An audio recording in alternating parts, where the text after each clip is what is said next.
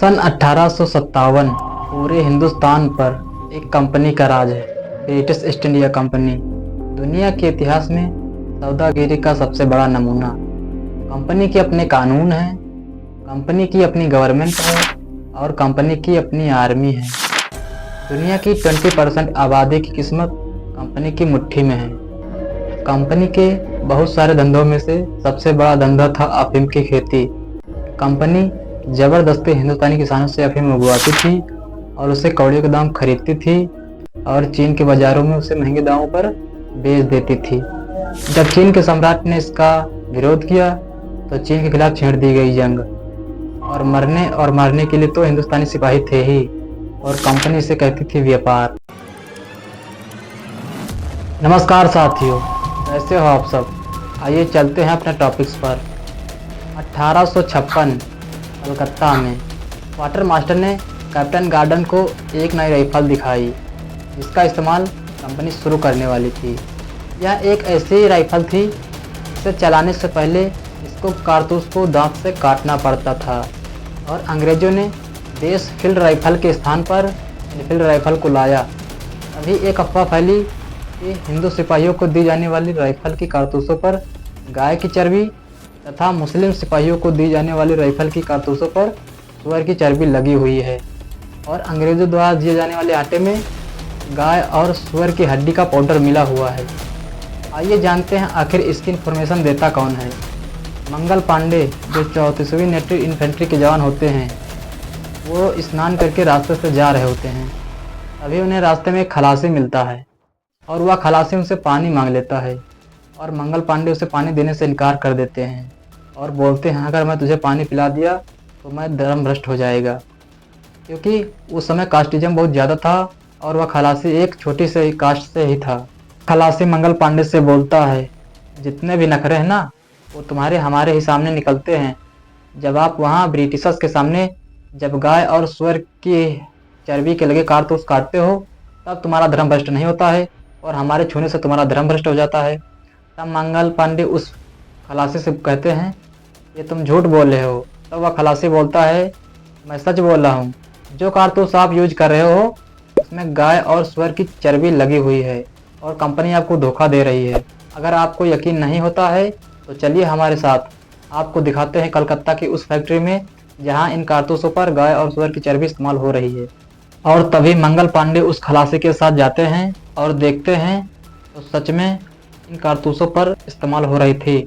और तभी खबर आती है कि अंग्रेजों ने नई आने वाली इनफील्ड राइफल को चलाने के लिए हिंदुस्तानी सिपाहियों को बुला रही है। लेकिन कारतूस की इस खबर को सुनकर सारे हिंदुस्तानी सिपाही ये राइफल चलाने से इनकार कर देते हैं, और सारे अंग्रेज सिपाही ये सब देखकर परेशान थे। तभी बहरामपुर के कर्नल मिचेल ने दावा किया कि उनके यहाँ के सिपाही वफादार हैं, उनका हर हुक्म मानेंगे।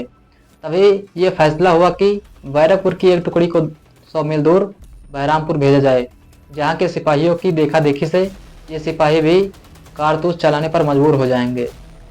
12 फरवरी 1857 बहरामपुर परेड ग्राउंड पर कर्नल मिचेल ने बहरामपुर की 19वीं रेजिमेंट और बैरकपुर की 34वीं रेजिमेंट के सैनिकों को नई आने वाली राइफल को चलाने का आदेश देते हैं।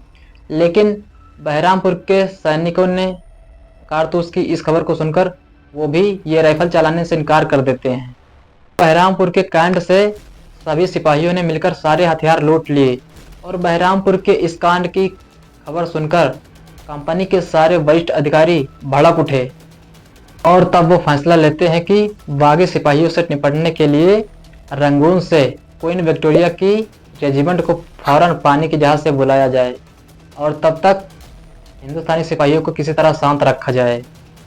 हिंदुस्तानी सिपाही प्लानिंग करते हैं कि बैरकपुर, बहरामपुर, रानीगंज, लखनऊ, कानपुर, दिल्ली, मेरठ, इन सभी बड़ी बड़ी छावनियों में 3 लाख हिंदुस्तानी सिपाही और मात्र 40,000 अंग्रेज, अगर हम सब एक दिन एक ही वक्त और एक साथ हल्ला बोल दे तो कंपनी को सर छिपाने तक की जगह नहीं मिलेगी।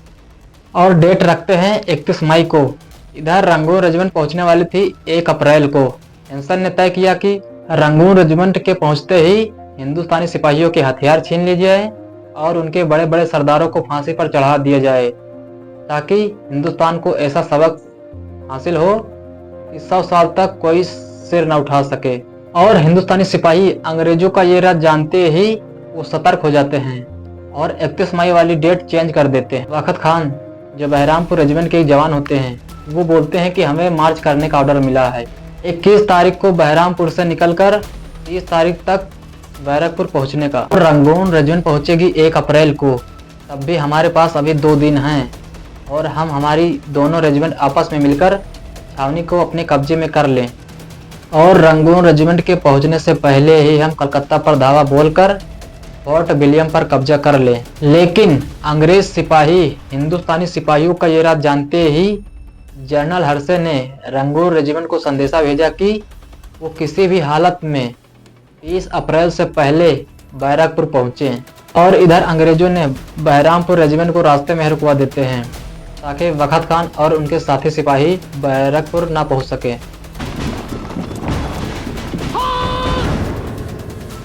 और वह समय आ गया जिस पल का इंतजार था।